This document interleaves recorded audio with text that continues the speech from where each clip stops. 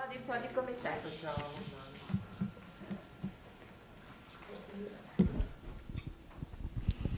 Good morning, everybody, and a happy St. Patrick's Day to everyone. This is the first time in 2 years that we have been able to celebrate with some friends in the room, so it really is a fantastic opportunity. Of course, this year is a little bit different as we are celebrating mainly in solidarity with the people of Ukraine, and we keep that in our thoughts and in all of our remarks today.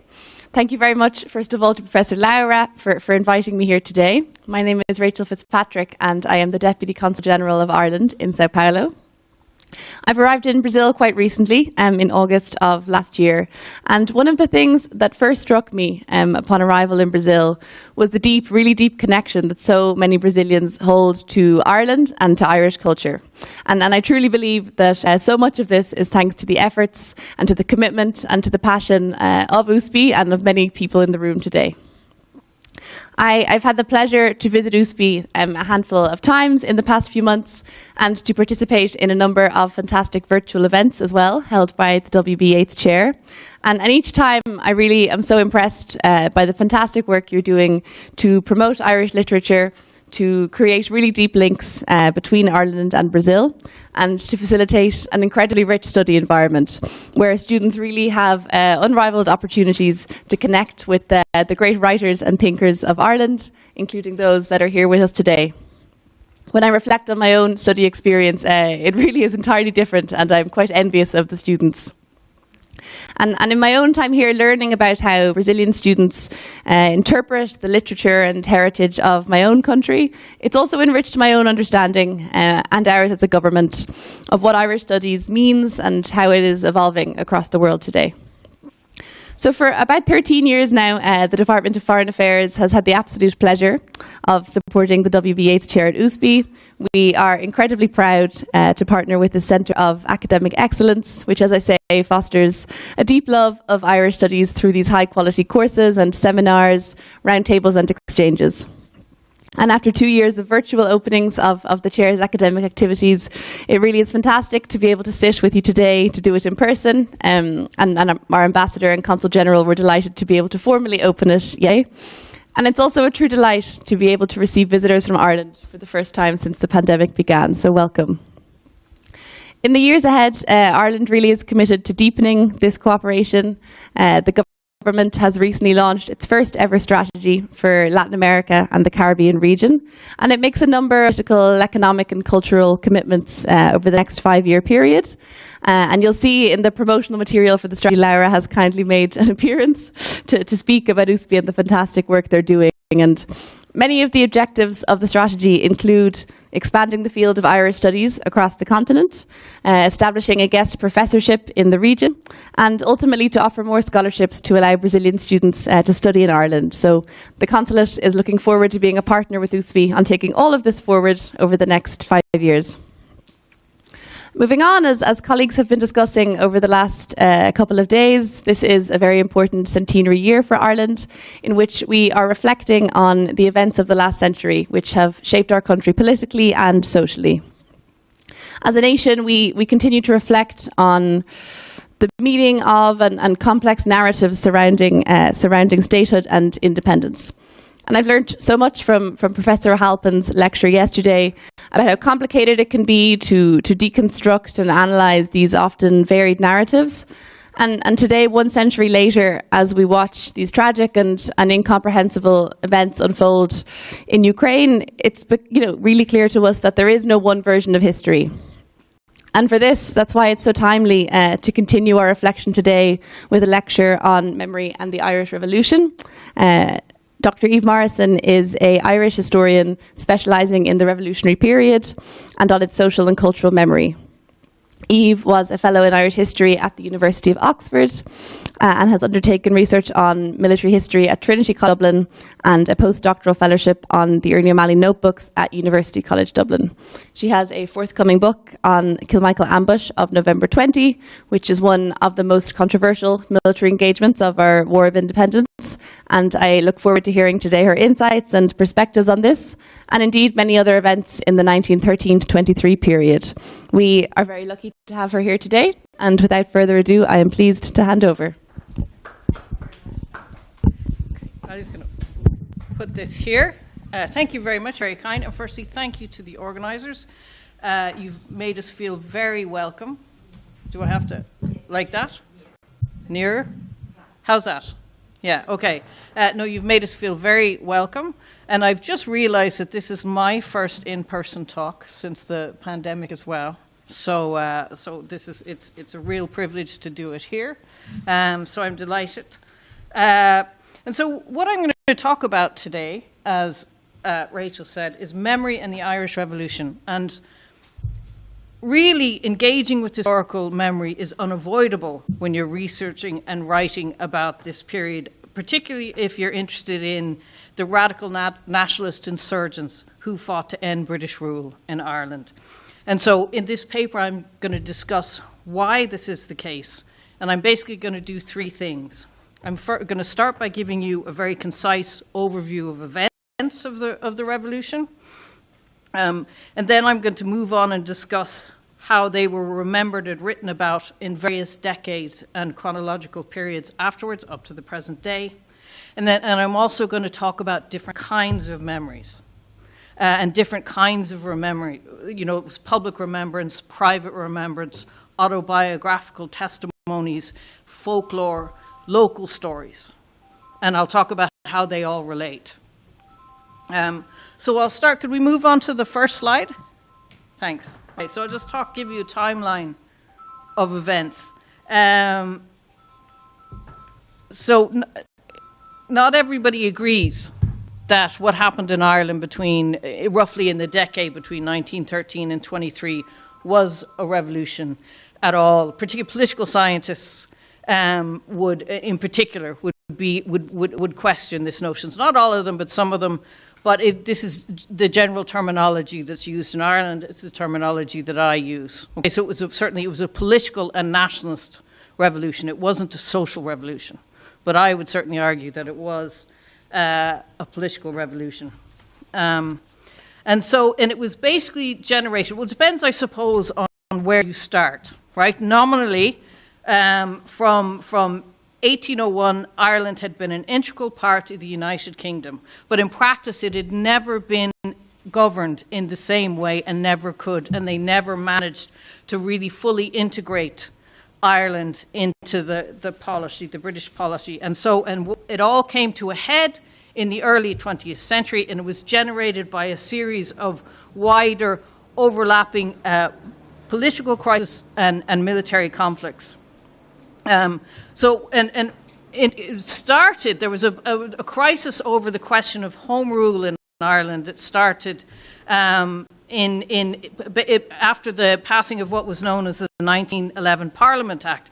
Now, this was the result of what was effectively a British political crisis, and it was probably one of the most significant British political crises in British history. And it was when, if you know anything about the British government was divided into a House of Commons and a House of Lords, and the House of Lords was able to veto legislation of the House of Commons, and by this they had been able to prevent the passing of Home Rule legislation for Ireland in the late 19th century, because it was at various times that it had passed in the Commons and then been shot down in the Lords. And what happened is, when the Liberal government tried to pass a bill for a new for their kind of economic bill to introduce social welfare reforms and stuff, the Lords in Britain, the Lords vetoed it, and so the Liberal government became so angry. What they did is they passed new legislation to end the Lords' veto. Okay, they could now delay legislation, but they couldn't prevent it, and this made some sort of Irish Home Rule legislation virtually inevitable. And this, in turn, sparked, though, a widespread revolt among Ulster Unionists and Loyalists in the Northeast, who pledged themselves to resist Home Rule. So I'm just going to stand up. If you can see the map there, in the top corner, northeast corner, that's Ulster. That's where there was Protestants. It was a majority Catholic population. There's Protestants all across Ireland, but the biggest concentration of them was in the counties along that in the northeast, and so very few Protestants were home rulers. But there was a big divide between Southern Unionists and Northern Unionists, and Northern Unionists decided in the wake of this legislation that they would rather have some sort of partition or some sort of separate agreement.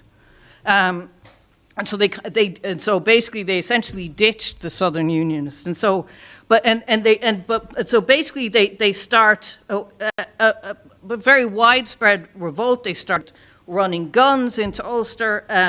They founded an armed militia in December 1912 called the Ulster Volunteer Force, and this is being supported by elements of the British Conservatives and British Unions in Britain. Now, we only just found out about this over the last 20 years or so, that there's been detailed research into the fact that it was actually being fomented. And this is so essentially they're saying they're threatening treason. Right, and this is, with the support of elements of the British establishment as well. So basically, by the summer of, and so the Irish nationalists responded. Radical nationalists respond by founding their own armed organisation called the Irish Volunteers. Right, this is very quickly taken over by John Redmond and the Irish Constitutional Nationalists, who we'll talk about in a minute.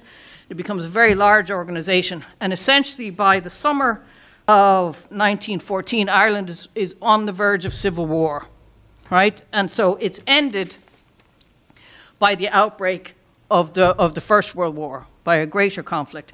And so to explain, there was basically two streams of Irish nationalism in this period. The dominant party until 1918 they were constitutional nationalists who'd been agitating for some form of home rule since the second part of the 19th century. They were the Irish, known as the Irish Parliamentary Party, and they were in the British House of Commons, and they were basically represented all of Ireland except for the northeast. So the radical nationalists in this period are much smaller. And as I said, it was this group that founded the Irish Volunteers.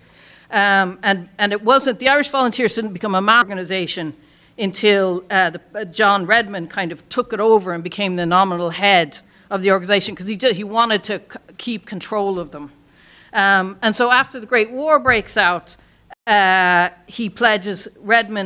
kind of seizes the initiative and pledges support for the British war effort in exchange for Home Rule legislation.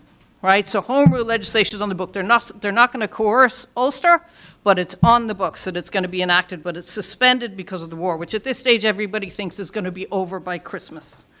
And this causes the radicals within the Irish Volunteers to split.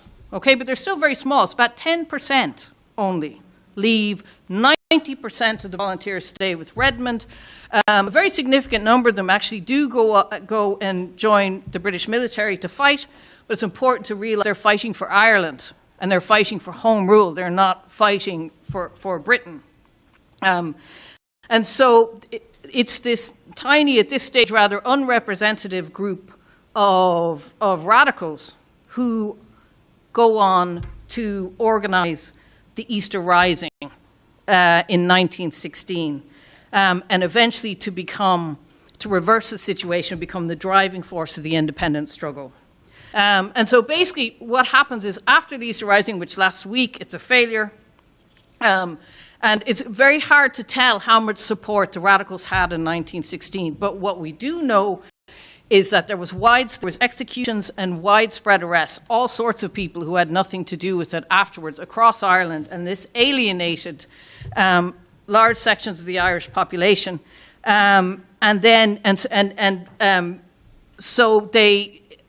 there was much more sympathy begins to be generated for the radicals, and then the Irish, most of the people who'd been arrested are released within a few months, and they immediately start reorganizing, right? So and the war is ongoing. Conscription has been introduced in Britain in January 1916, but it hadn't been extended to Ireland because it would be a political disaster. Now, they knew that, but what happens is March 1918, the Germans on the Western Front break through Allied lines, and suddenly Britain and France and the other allies are afraid they're going to lose the war. And they realize they're having a manpower crisis. They realize that they're not going to be able to get another more conscription legislation put through unless they extend it to Ireland, because in Britain they're starting to get very resentful at the fact that it hasn't been. But so that's what they do. They pass extend it to Ireland. It's a political disaster in Ireland, at least for the British, for Irish. But it unites the different factions of Irish nationalism in a way that probably nothing else could. And it sparks what's essentially a mass movement against conscription. There was the biggest general strike still ever in the history of Ireland was against conscription. It was countrywide, outside of the northeast. And different now at this stage is, for the first time, the radical nationalists are leading.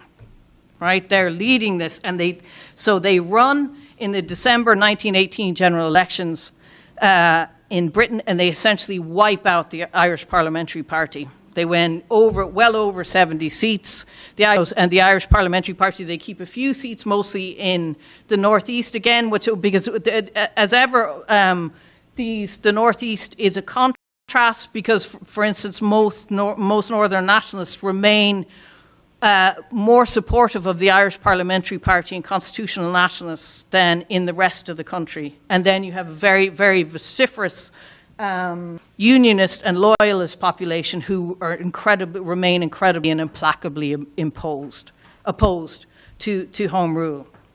So what you have is this basically political wipeout in December 1918. Instead of taking their seats, the newly elected Sinn Féin MPs returned to Ireland and found a counter-government known as the First Dáil in January 1919. And separately, the Irish Volunteers, who now reorganised, start attacking the Royal Irish Constabulary and the British military. And it's pretty low level over 1919, but it's starting to grow. Over that year, they're renamed the Irish Republican Army.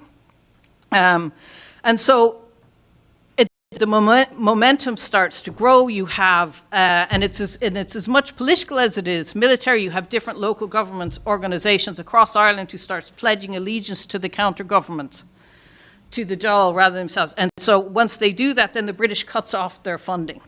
All right, so it's and this in effect. Instead of what the British were hoping would happen is this would alienate what they would call the respectable elements in Irish society from the radicals. It has the opposite effect. It basically alienates respectable Ireland even from Britain, who they normally would support. So it's getting to be a bigger and bigger movement. There's a boycott of the police who were mostly Catholic and Irish, and so basically there's a successful boycott. They say, look, you either leave the Royal Irish Constabulary or you're going to be targets. Okay, so the police force starts to disintegrate, and they do there are attacks on police, successful attacks on police. The civil servants are sent over in the summer of 1920 to investigate the situation. They send a message back saying, start to negotiate, make a deal. This is a mass movement. You have to get in touch with Sinn Féin. This is not something we're going to win. You're being misinformed if you're being told that this is a few terrorist gunmen who have no support. This is not what's going on here.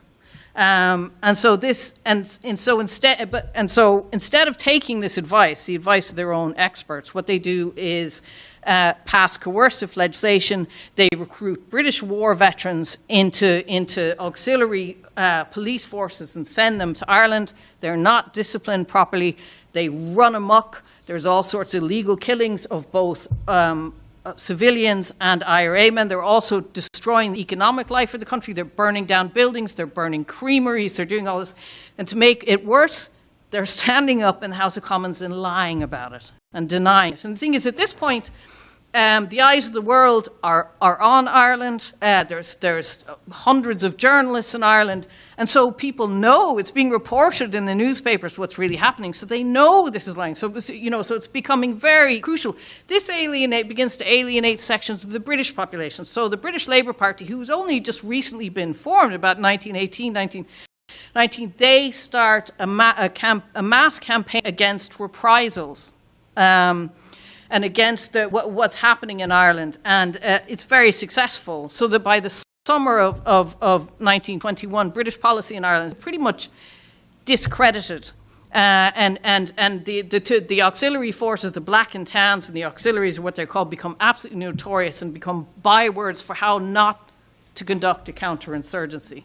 So the IRA, they don't have very many arms, and they're never going to be able to defeat the British Army or the police, but what they do is they don't lose, all right, and they hang on, and they inflict some very crucial defeats, because and it's a guerrilla war. So in a guerrilla war, it's the political impact of an attack that's more important than whether the attack was militarily successful or not, right? So it doesn't matter whether you win it. So it's the impact that.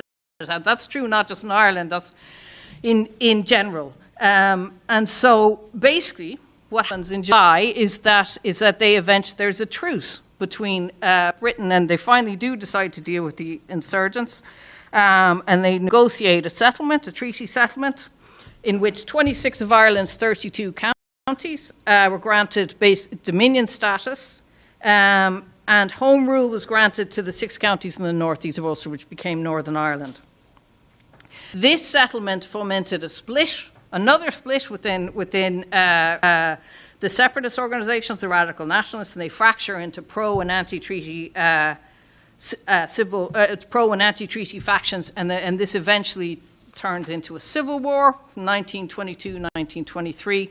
The vast majority of the people, they don't particularly like the treaty, but they don't want to return to war. All right, and so effectively, the government has more support, even though they're not particularly enthusiastic about the settlement. This is the Irish population. So basically, the pro-treaty side wins in 1928, and so Ireland becomes it's pretty unstable, and parts of it remain ungovernable up until the end of 1924. But normality begins to reestablish itself. So in a nutshell, that's what happened. So I suppose the rest of this paper is going to talk about how it was these events were memorialized and remembered afterwards. And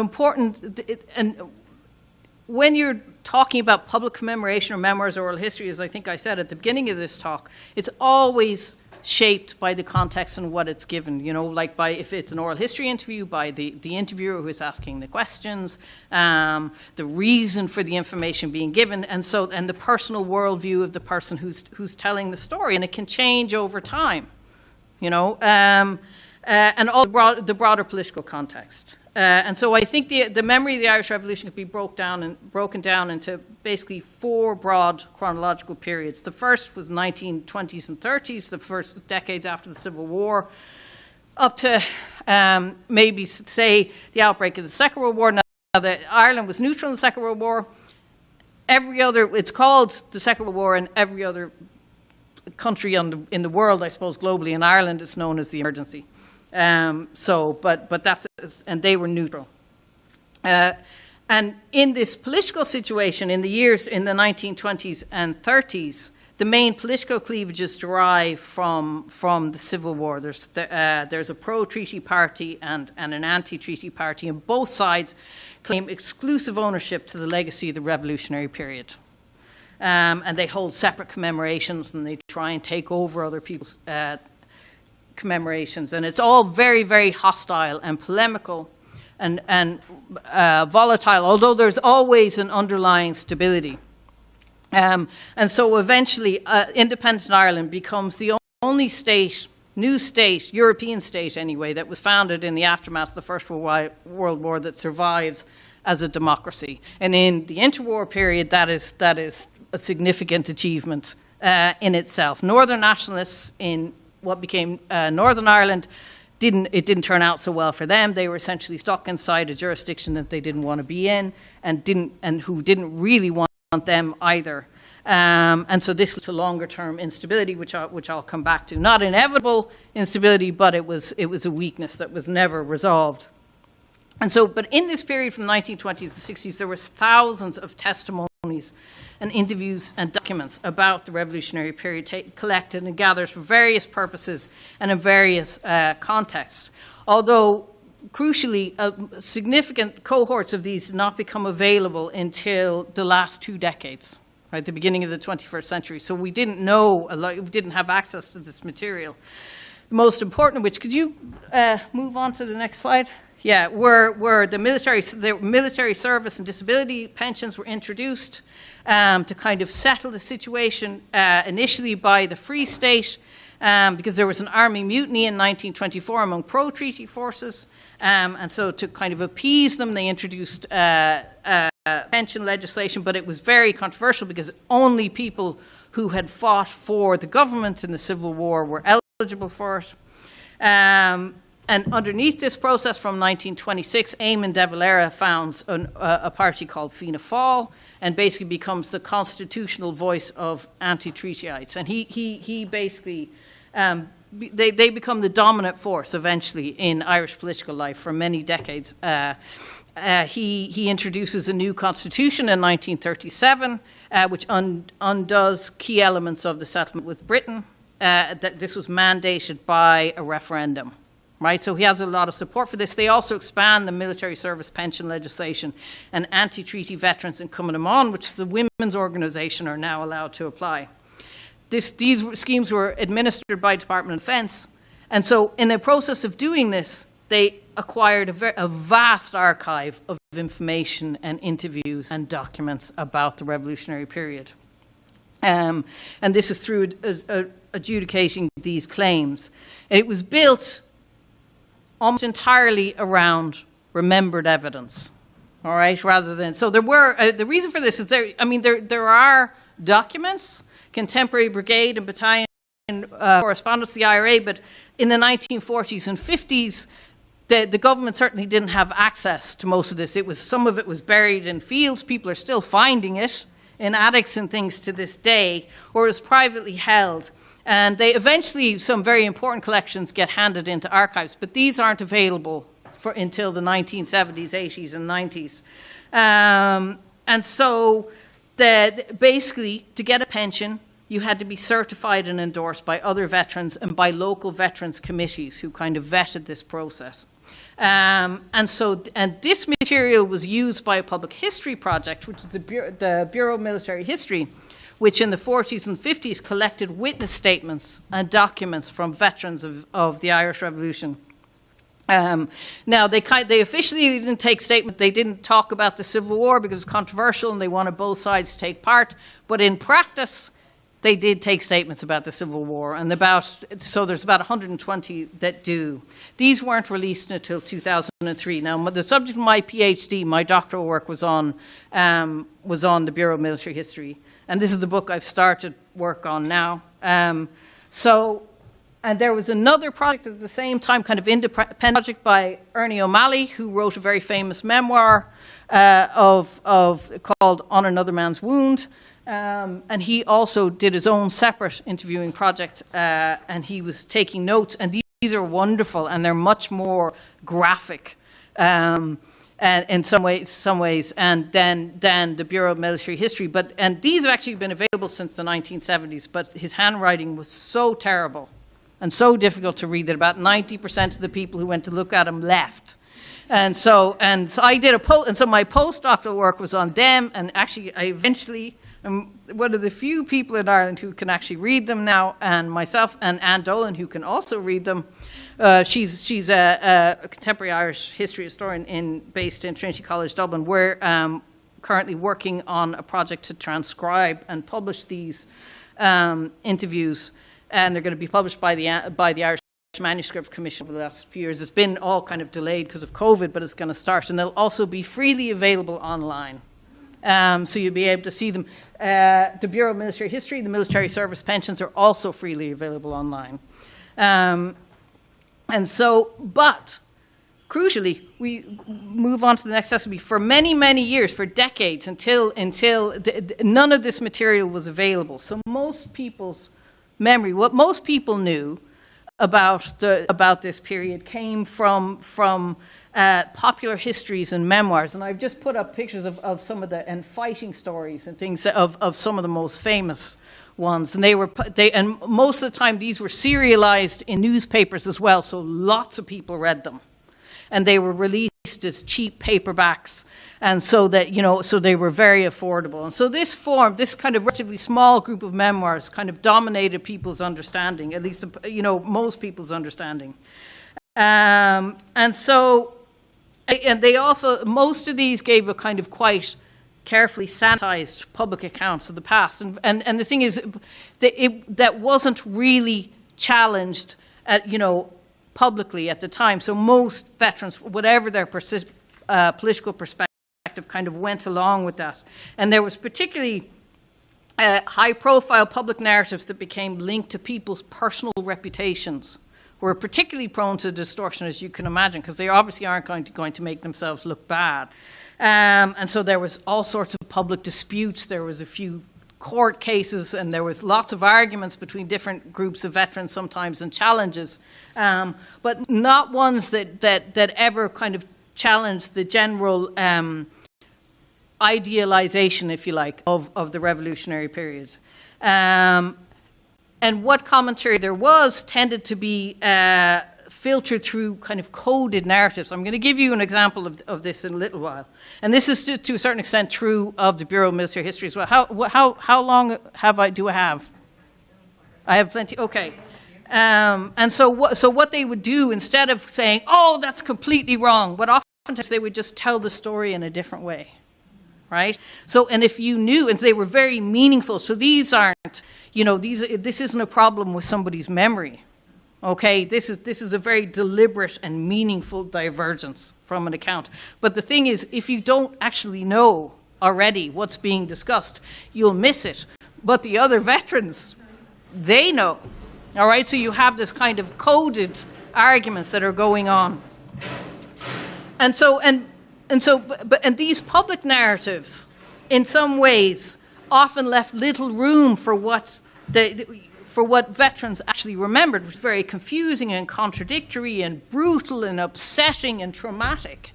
And there was no place in these public narratives for this. And so you have, and so sometimes they ended up supporting versions of events, at least publicly, or not contradicting things that were completely at odds with what they actually remembered.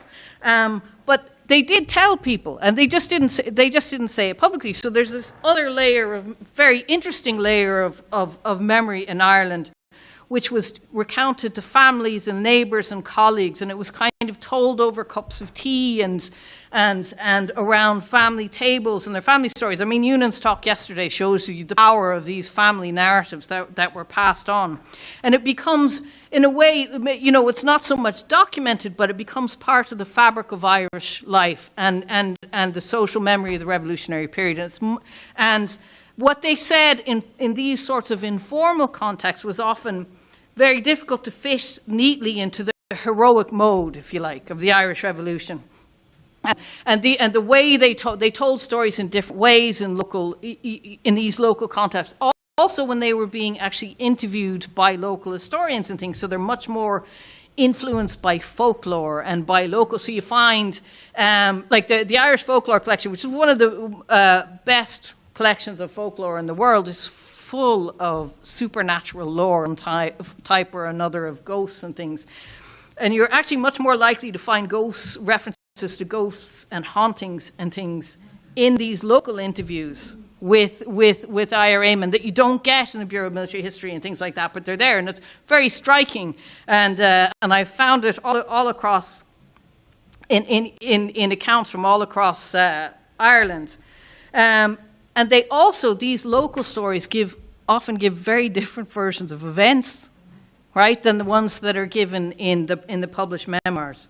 And as I'm going to give you an example of this in a moment. And this social memory, it's much more complex, it's much more reflective, much more interesting, and in some ways much more ambiguous about some of some of what happened. And it survives at local level to this day, particularly in rural areas, right, where everybody knows what different families did in local areas during the revolution. They knew what side they took, they knew what happened. And so, and they didn't always talk about it because they had to kind of live side by side, particularly if it was controversial, but it was there and people knew. And so that there was this layer of memory. By the 1960s, what's also happening in the 60s and 70s is so documents from the period, British government documents, things like that, start to be released in archives. So the first academic studies of Ireland and the Irish Revolution start to appear, and some of them they're more critical, they're less idealized, but it's in a kind of healthy way, right? That it's kind of a revision of the past. That's just because you have you have a more complicated view of what happened because you can read what people were saying at the time. What happened in 1969 is that the Troubles in Northern Ireland breaks out, and it repoliticizes everything, right? And so what you get is that Irish history once again becomes incredibly polemical, and there's again these claims being made on the revolutionary period and the rights and wrongs of it. In December 1969, the IRA split into rival provisional and official factions. Both of them laid claim to the revolutionary era. The officials stopped their armed campaign in 1972. The provisionals or the provosts continued into the 1990s. You move on to the next slide. So not only they basically use the language of anti-treaty republicanism to say that we don't need a popular mandate for our struggle. Okay, there wasn't one in during the War of Independence either. You can't support what have Irish independence or the Irish War of Independence, Civil War, and then not support us. It's a contradiction. Now, most Irish people in Southern Ireland didn't agree with this. All right, but it does, but it does complicate the situation, and it leads to basically a very widespread questioning of the legacy of the Irish independence struggle, and it's across Irish society. If you move on to the next slide, if you're interested in this, there's now a very good book about the impact of the Troubles in Southern Ireland by Brian Hanley, and one of the good things he does, because often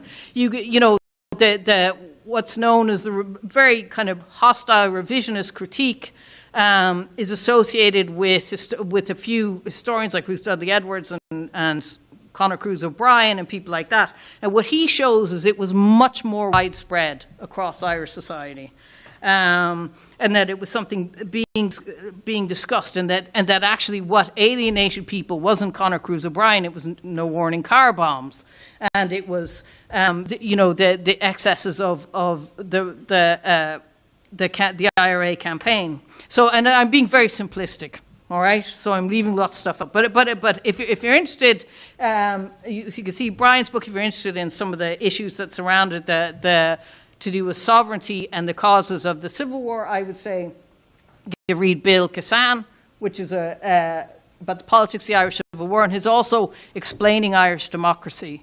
The last chapter of that will give you as good an insight into why Ireland survived as a democracy as anything you're likely to read. And so, as we know, the Troubles end in the 1990s, and this brings in the fourth and kind of current phase of Irish remembering. In May 1998, there were simultaneous referendums took place on the island of Ireland to approve the terms of the Good Friday Agreement in Northern Ireland, and in the south to remove the Irish Constitution's territorial claim on Northern Ireland, which is Articles 2 and 3. 5 years after that, the Bureau of Military History is released. In 2014, the military service pensions start to be released. They were online. The BMH witness statements have been online since, I think it's 2010.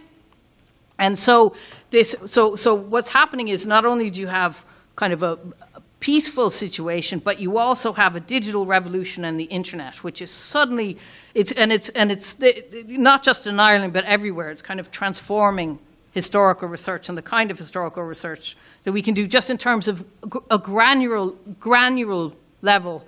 The access to the number of people that we have access, the number of data that we have access to, and that we can base our analysis on, because most of the kind of classic texts of the Irish Revolution, even the early academic histories, were based on fairly small cohorts of newspapers and primary sources. They're very extensive in some ways in terms of what was available, but that's what you could get. Now we have thousands of newspapers that we can search, that are word searchable. There's lots of thousands and thousands of personal testimonies that are freely downloadable online. You can search them for incidents, and so it's just and so the impact is just kind of beginning to hit now. And I suppose the book, which I'm actually not going to talk about the ambush that I'm writing my book about at all, but it's very much some of the conclusions that I was able to come to were generated by this easy access to a lot of this new material. And now one of the things about the nature of some of the material that's come out, most of it was to do with the IRA, the military struggle, and there's been much less written about the political side of the campaign, even though at the time, particularly if you read the newspapers, that's what really captured the imagination of people, was the counter-governments, the Dáil courts, the first and the first and the second Dáil, and these are now freely available online. All their records for the first and second Dáil are online via the Digital Repository of Ireland. Now it's pretty hard to negotiate, but you can download all the files, right? And so it's very interesting. So as I said, this is utterly transforming the landscape of both Irish memory relating to the revolutionary period and historical research generally. But now I want to try and draw some of these themes together and give you an example of the kind of cross-fertilization. Am I almost finished? Okay. Oh, good. Just enough time then. Between these different kinds of memories, these public accounts and these private accounts, and how they influenced what people remember and know. And I'm going to use, if you move on to the next one of the most famous short stories in the Irish literary canon, which is by Frank O'Connor. It's called Guest of the Nation. Now, up until probably the 1960s, maybe a bit later, I don't think it's true now, but it certainly was, every Irish school child would have read. Did you read it? Did you read Guest of the Nation in school? Okay, so I think it probably changed then for the last couple of generations, but it was a foundational text, I think. And now he himself was an IRA veteran from Cork, and it's the story of the relationship that develops between two captured English soldiers and the local IRA unit who were basically guarding them. And the IRA, so they held them for weeks, and this did happen, and they got to know them very well, they got to like them. In the end, orders come and they have to execute them, right? And so it's a very sad story. And he explains, I wish they've taken the clip down, I was going to show it to you. So he explains in 1962 that his inspiration for writing the story was actually a real conversation that he overheard in an internment camp during the Civil War between two IRA men. And they were discussing the execution of these two English soldiers who'd been very well liked by their captors. Now, there's two incidents, real incidents. It's pretty easy to figure out that it was either one or the two of these incidents that was being discussed. They both happened in Cork. One is the execution of two captured Essex Regiment soldiers called Percy Taylor and Thomas Watling, and the other happened in East Kerry by John Steer and George Motley. The incidents were very well known locally. They were very young soldiers. If you look up, you can see their service records are online now. They were young, they were very inexperienced, and they were from very ordinary backgrounds. And none of them were more, I think the oldest one was 20. And in both cases, having to execute the men had a very traumatic impact on the men who had to do it. Now, what's interesting is both cases, published IRA memoirs say that the soldiers were spies or had been involved in some sort of treacherous acts. What's interesting is in the interviews by the IRA men involved when they're speaking to their families or to local historians, this is not what they say, right? And so what Guest of the Nation draws on are these local stories, which is very interesting in itself. So one of a priest named John J. O'Riordan interviewed his father, who was involved in trying to save the lives of Steer and Motley, who were killed in East Kerry. And he talks about how the fact that his father could never speak about this, even without getting really upset, even 40 or 50 years later. And it was very controversial incident to this day, at least among that generation of people. Now, what's interesting is his father gives a witness statement, and he kind of says the same thing in the witness statement, but in a much more kind of subtle way. He says they handed them over to the Kerry IRA, but we felt they were only deserters. And he underlies deserters, right? So he doesn't say anything more than that. Okay, so what he's saying is these people shouldn't have been killed, but he doesn't go into detail. And so that's what I mean about coded narratives. And I'll just finish on this. There's different versions of the killing of Taylor and Watling, the other two soldiers, in Guerrilla Days in Ireland, very famous memoir by Tom Barry. He said that they double-crossed the IRA and that 3 local IRA men were being ambushed and killed by the British military as a result. Local stories don't say that at all. One of the John L. O'Sullivan, who's a West Cork IRA man, whose house was where they were kept, in the weeks before their execution, basically told a Welsh interviewer in the 1970s that when the orders came to execute them, he couldn't do it. He was very young, eventually his brothers had to do it, right? But he talks about how difficult it was for him. I found another version of this account given by one of the younger brothers of one of the men who were supposedly treacherously killed by these soldiers' axes, Bill O'Donoghue. Now, talk about the legacy of family memory. He was born in 1920, so he never met his brother who was killed, but he knew the story, and he told the story to another priest. For reasons that I don't have time to go into, Irish priests did a lot of interviewing of old IRA men. He tells in one of these interviews, the first part of the story is about the killing of his brother, what he's told about. The second part, actually, can you move it on there, is about the killing of the 2 soldiers afterwards. He's heard the story from John L. O'Sullivan, who I was just telling you about, and he gives this wonderful, powerful account of, and he said that John L.'s mother came out, who really loved one of the soldiers, who came out and knows what's going to happen and stands in front of the IRA men and said, if you kill this man, you will never have a day's peace. Right? So she kind of curses her son, so it's very powerful. He can't do it. So takes the soldier away, and he doesn't kill him. But a few days later, the orders come in again, and his older brothers, as he says, come and do it. But what's interesting about also that I guess sums up a lot of the points I'm trying to make about Bill O'Donoghue's story is there's also a ghost in Bill O'Donoghue's story, because what he says, you can see it at the end. I've kind of taken different clips from the interview. I actually have an audio clip of it. I was going to play it, but it's really hard to understand, so I thought it's better not. But if you can see at the end, he says that the local people used to say very often that in O'Sullivan's house, this is John O'Sullivan's mother's house, that they could hear the footsteps of the soldier of whom his mother had been very fond.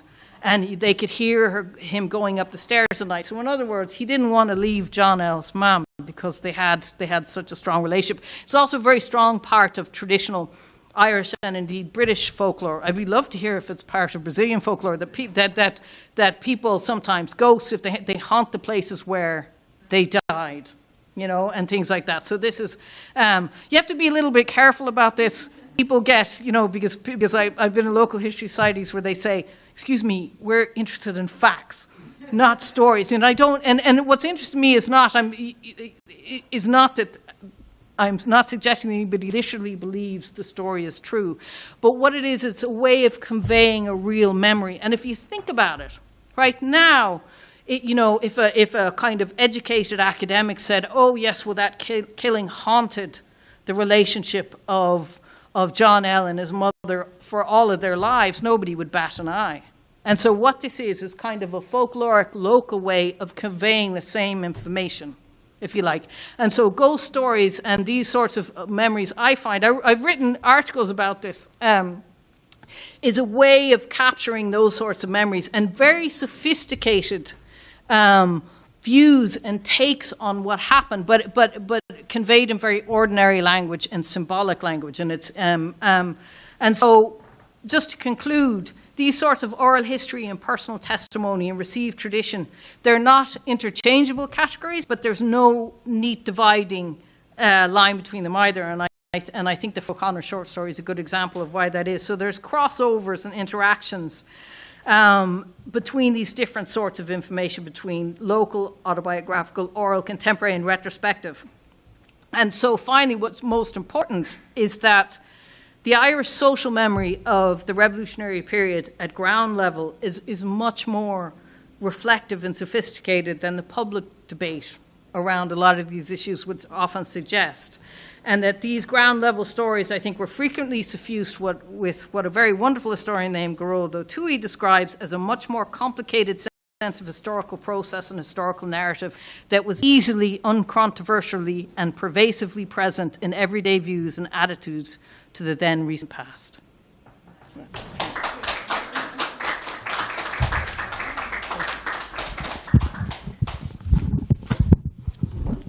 Thank you so very much, Eve, for a really comprehensive and thought-provoking and informative lecture. I found it so valuable, and I only wish, like all of the lectures yesterday, that we had time for more.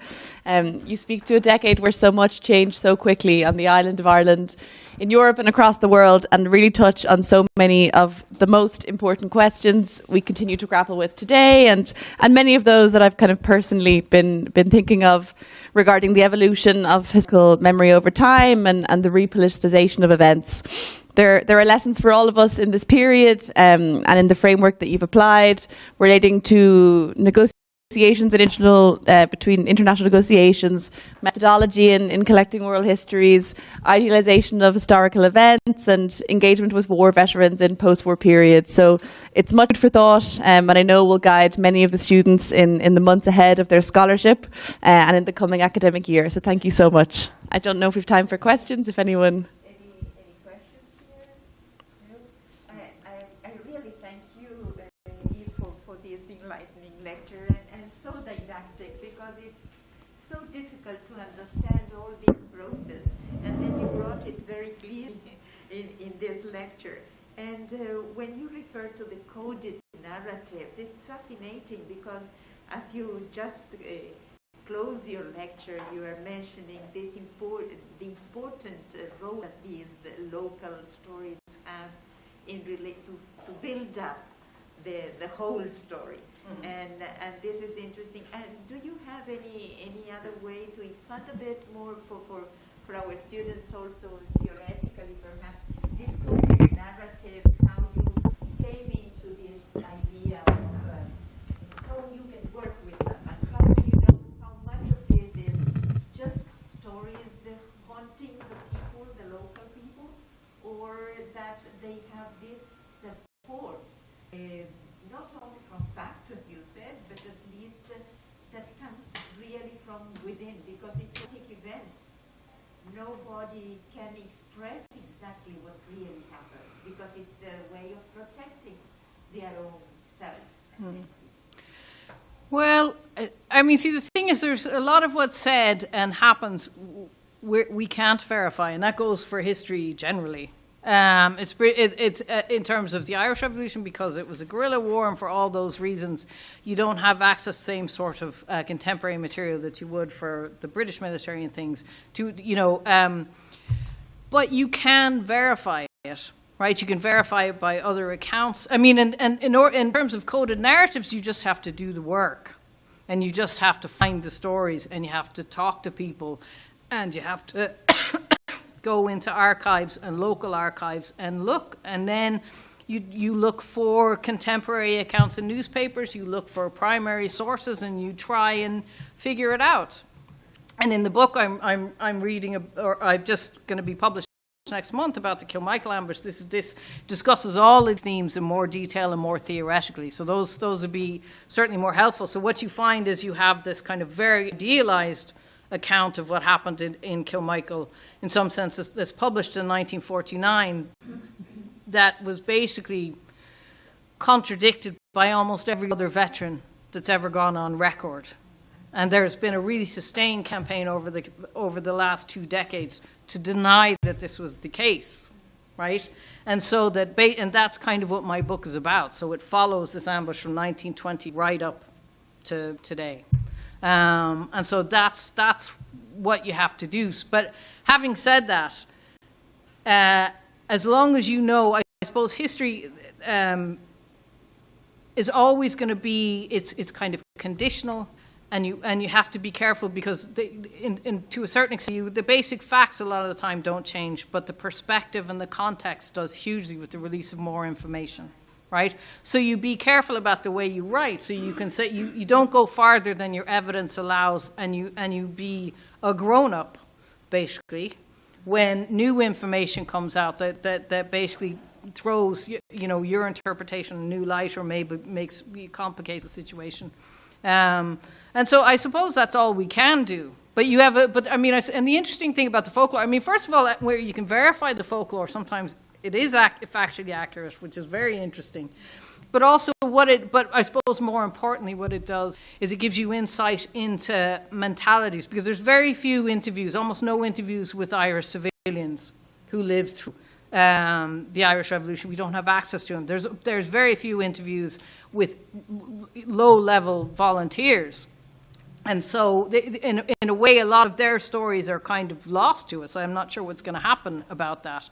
And so, indirectly, imperfectly, I think sometimes, I would argue anyway, I'm very influenced by an historian named Guy Biner, who writes a lot about 1798 and the way he uses, he basically applied oral history methodology to Irish folklore sources.